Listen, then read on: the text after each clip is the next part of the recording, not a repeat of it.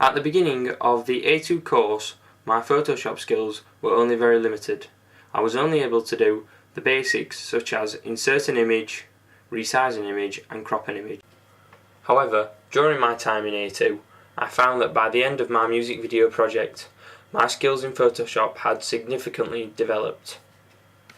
One way they had developed was the fact that I was able to develop my skill of manipulating text on the software.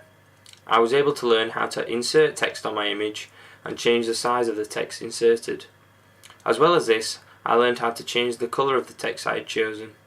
This helped me in creating my A2 preliminary tasks because it allowed me to give my Digipack and Digipack Ad a cover title.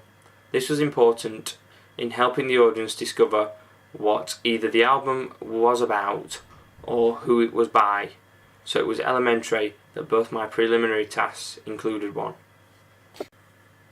Another skill I learnt to do in Photoshop was how to bend the text I had created.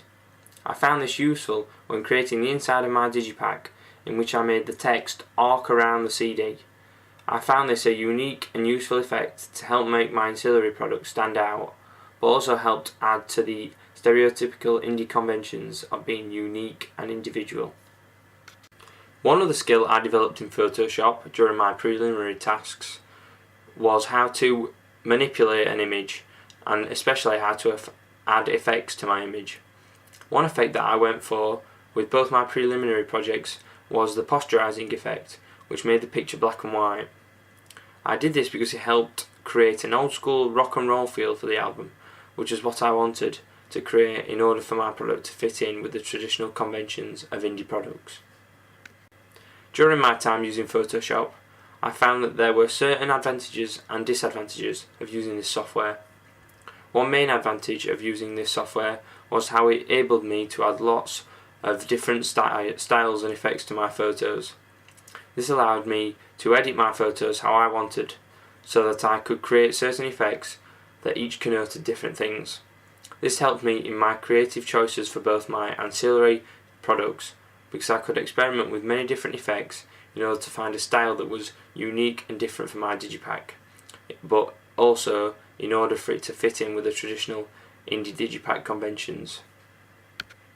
However, I also encountered specific disadvantages on my time on Photoshop.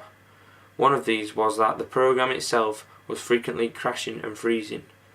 This made it hard for me to edit my photos at times, because I wasn't able to get anything done because of waiting for the program.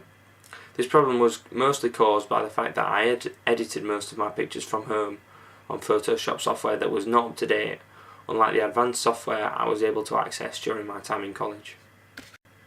Overall, by the end of my advanced portfolio, my Photoshop skills had improved drastically from when I started in AS. I have learnt a number of skills in Photoshop which I have been able to apply to my A2 ancillary projects.